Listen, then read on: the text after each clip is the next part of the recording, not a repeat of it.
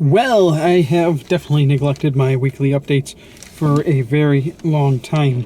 I thought with the kids back at school, I'd have more time to do things. Well, with my fiance coming to the U.S., it has actually been the opposite, as I've been preparing everything for her arrival. And, I leave for China tomorrow. So,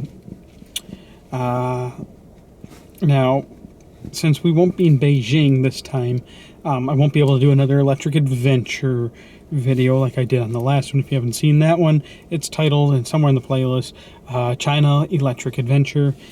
And that's where we did electric bullet train, electric buses. I showed electric buses with overhead wire electric buses, battery-powered electric buses, Biati electric taxis, Charimo stations, solar canopy charging, electric boats. I mean, a lot of stuff. If you haven't seen it yet, check it out. It'd be much appreciated. It was a fun video to make for y'all. The first 3 minutes I kind of screwed up with my my beginning commentary. Kind of fast forward the first 3 minutes of that if you are if it's a little too boring for you. So anyways, this is actually last week's weekly update. I wrote out all my scripting or my bullet points, and just never had a chance to do it. So here is last week's weekly update, which I guess will now be this week's weekly update. And since news will be, well, when I get a chance, maybe I'll even film it on the plane. I got a new lapel microphone, another new one. I'm going to try this one. Hopefully it's better than the last, because there's no way I'm paying $300 for a Sennheiser. But this one should be better. So I'll try and do my next weekly update from the aircraft tomorrow. Or maybe from the bullet train with Chalet. Ooh, that might be fun. The only problem I'm going to have is I'll have to use a VPN to be able to connect to YouTube. And it was not quite stable the last time I was in China. It took over a week to try and get 1/4, I think, of a video uploaded. Finally, I just gave up. I mean, why waste time? So anyways, most of you probably already have heard of everything on my list by now, since it's so late. But firmware 8 has been released. There are now over 10,000 Model X's sold. Tesla and Mobileye have parted ways. And it was a rough parting. With firmware 8 released, Tesla relying much more heavily on the radar than the camera, than the Mobileye camera. What implications do you guys think that this might have on the future of Tesla Autopilot? Do you think it's going to hold the Autopilot system back a little bit? Do you think it's going to let it advance quicker? What are your thoughts? Personally, I'm still one of those that think the cars should have LiDAR. I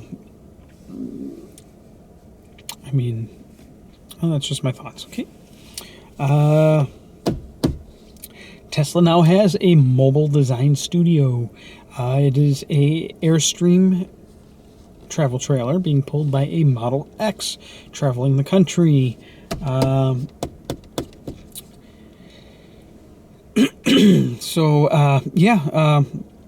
Coming to a city near you. I think they're going to be in Milwaukee here first week of November. So guess where we're going.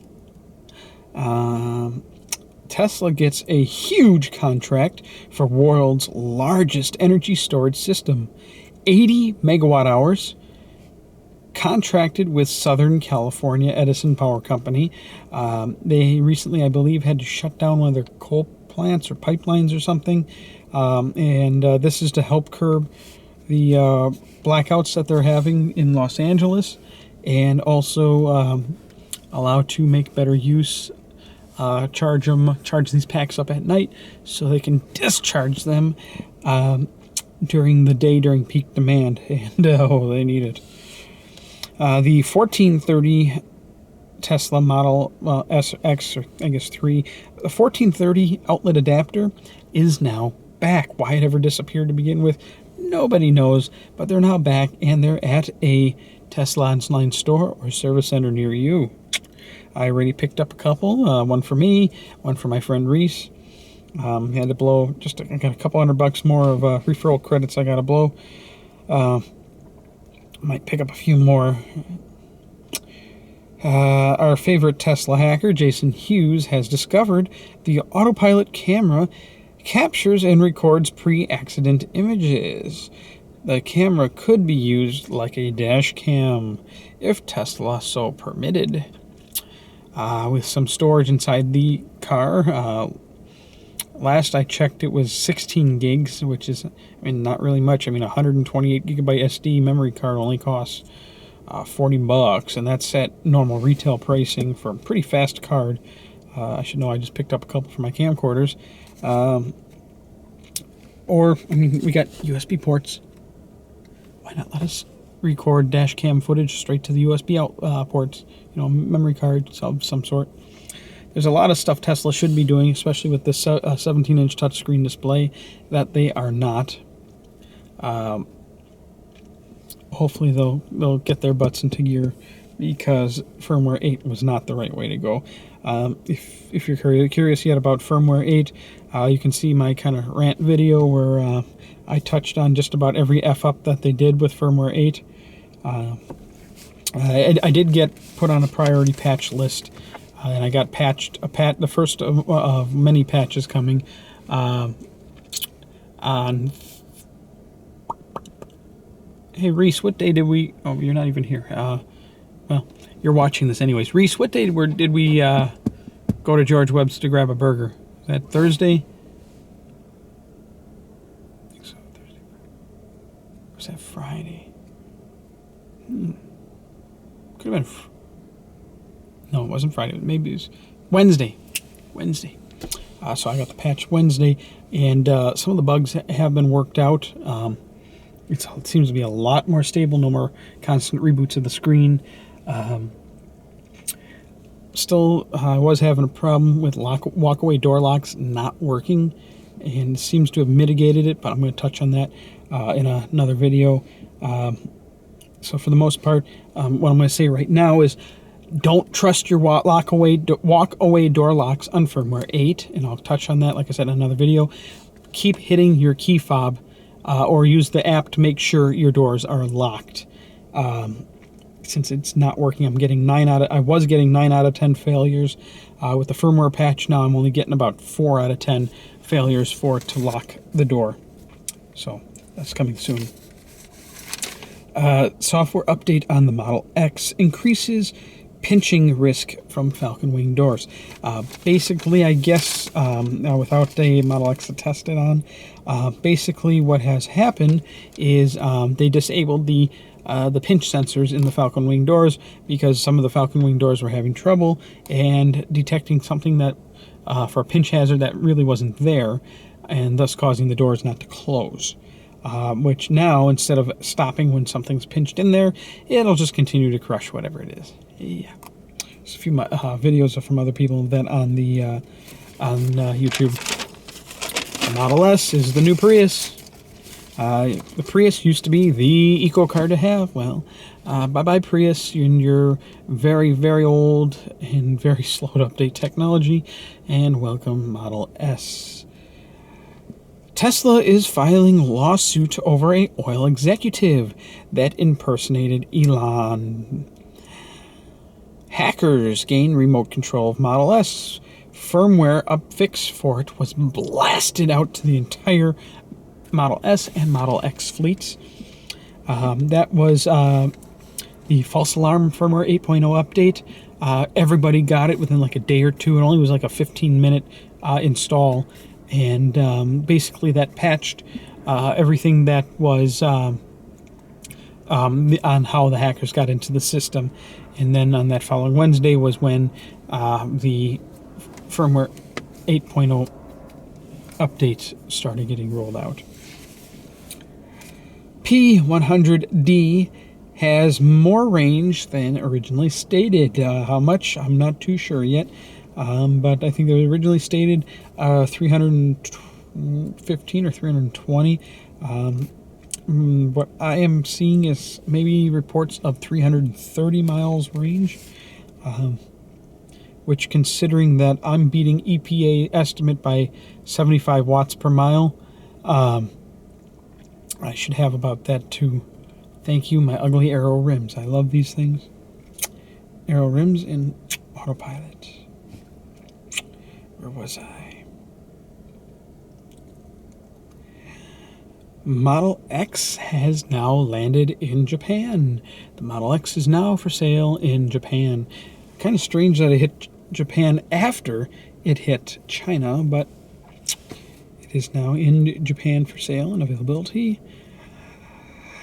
Musk claims they will probably stop at 100 kilowatt hour battery pack. He's figuring that that's the right place to stop, cost-wise, performance-wise. Well, maybe there'll be performance increases in the future, but I don't know how much quicker we really want to make these cars go. But I'm both of the mindset of you can never have too much range, and the mindset of at a certain point you should stop, keep the cost of the vehicle down, and weight of the vehicle down too, until energy density gets better. Although, if you think of it on the other hand, instead of going to a larger size battery pack, now at this point just increase the energy density, so then you can have the same size battery pack with fewer cells. Reduce the weight, increases the range. So with the same capacity battery pack, you might have longer range because of the lighter weight vehicle. Bosch is currently using a $1.2 million prototype Model S in Australia to test new autonomous hardware. So Bosch is using Model S vehicles, heavily modified Model S vehicles, to test their autonomous hardware. That's kind of neat. They actually have some 40-something of these vehicles all over the world. Some features are additional cameras, LiDAR, more radar on the vehicles. They're pretty loaded. Tesla is looking to expand Fremont factory physically by 2 times. Got dark out there. There we go. Car went to sleep. I'm actually in my garage right now. Believe it or not, I got my car in the garage again because I don't want it outside while I'm in China. They are, well, anyways, yeah, they're looking to increase production because they got that Model 3 coming, and with the number of vehicles they're hoping to sell. The end of this referral round, it ended yesterday, the 15th, and they're already starting the next one. If you get 5 referrals, you get to go on a private limited edition tour with a bunch of high-ups on Tesla from the design guys. And if you get 10, then you get to go to the next event. Unfortunately, I did not get 10 referrals on the last set of referral programs, so I will not be going to the next Tesla event. Unfortunately, I would love to cover it for y'all. If any of my viewers do happen to have an extra ticket and would be willing to share, or I'd even be willing to pay a little bit of money for a ticket to the next Tesla event. Not too much, because I really don't have too much money at the moment. Not when I'm moving my fiance here from internationally. I'm blowing a nice chunk of cash on that. But no, I did not buy her. But we have to get all her things here. And plane tickets back, forth. And then we got to bring her parents here from China for the wedding, so on and so forth, blah, blah, blah. So anyways, yeah, if anybody has an extra ticket, I would be really appreciative if I could somehow get to the next Tesla event to cover that all for you. Remember who brought you the entire Gigafactory tour, uncut, unedited, and live. And who was 5 feet from Elon for the Gigafactory event. I was literally at the corner of the stage behind the right screen, Anyways, yeah. But I did manage to get the set of rims. I got 6 referrals, possibly 7. We gotta wait for the actual confirmations and final lock-ins for people's vehicles to come in before that final total. So at closing, I had 6 referrals. Someone had stated they used it, and they were waiting for the, you know, what was it, a week waiting period for their order to lock in. So that one, I mean, if it was a pending, it might not have been showing. So I got 6 confirmed and a possible 1 pending. Although if I hit the 10, that would be awesome too.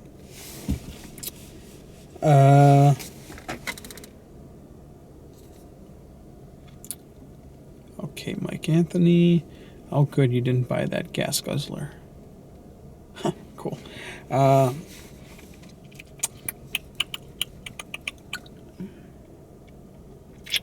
So what is, okay, that's it for the Tesla news from this script while I'm on the plane, because guess what? United has in-flight international Wi-Fi.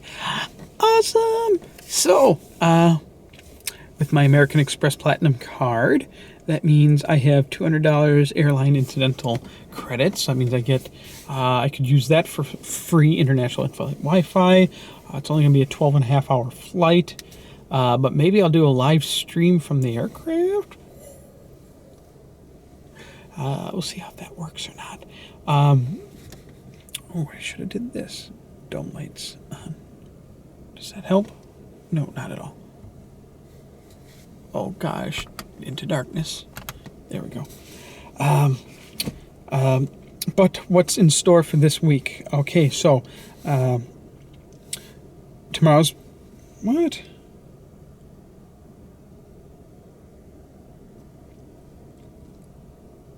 Okay. Tomorrow's Monday, or it could be today for you, but Monday the 17th, I will be leaving from O'Hare, Chicago's O'Hare Airport on United at 12:50 p.m. So if you guys want to track my flight, go for it. I'm going to Beijing.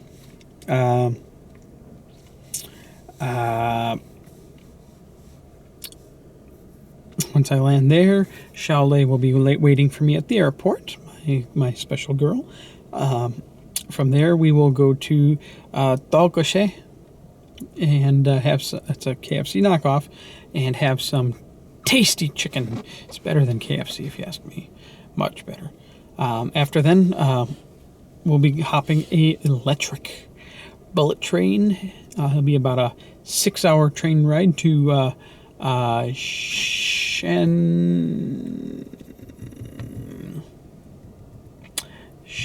okay. Convenient Tesla nav maps. Let's just zoom on over to China. Holy crap, did they add the superchargers in the last couple months? Oh my goodness. Why are they showing up as being in range? That's kind of funny. My map's actually even loading. Huh. The only maps that are loading are US. Go figure. How about that? Well, we'll let that load, see what happens. Anyways, the final destination's Fushun. There we go. Holy crap, they actually have a supercharger network going there. Nice. Actually, the supercharger network goes almost all the way to Russia. Wow. Liaoning Province. There we go. Oh, yeah. Supercharger Penjin Yinlong Hotel. I'm going to try and stop at that supercharger. That is in Panjin. That doesn't sound right. Where's Shen? Where's that? That might not be it. Here we go. There it is. Shenyang. Okay, the bullet train station is in Shenyang. Xiaolei's uncle has a Toyota Corolla with a radar detector that says something in Chinese, and then something else that isn't Tesla, but it says Tesla. So I kept making fun of him last April that his radar detector was telling him to get a Tesla. So the Huafu Xintiandi Shenyang's Huafu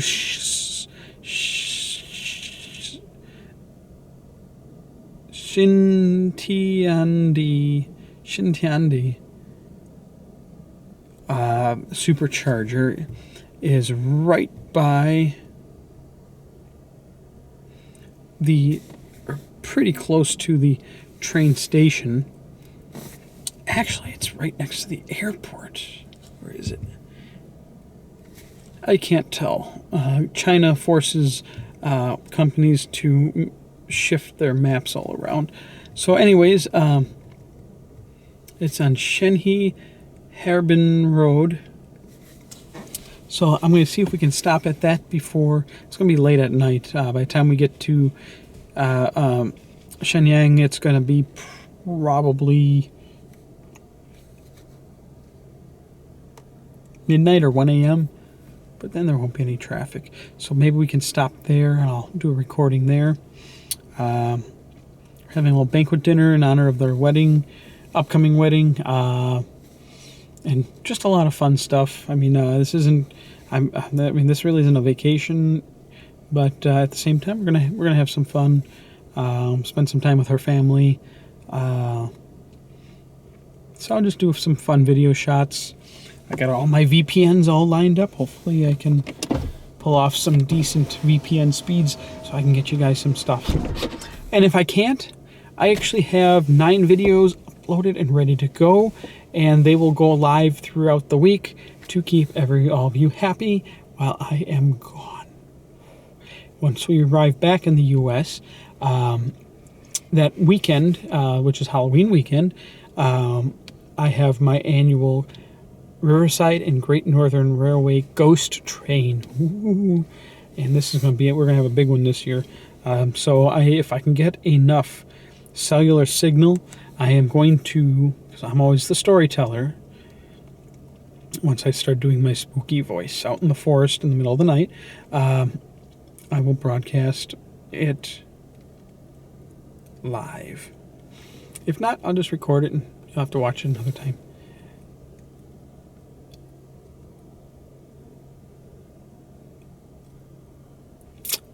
Viewer message from IGoPing. Hey Kman, how could I get fan circulation but no heat and use the seat heater for heat?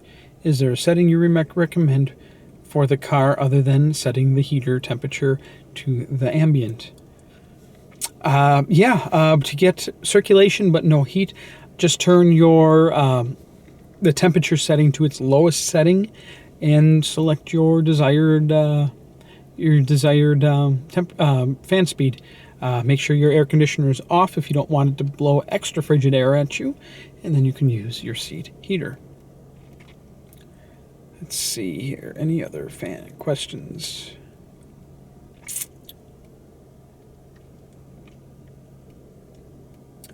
Ooh, chilies.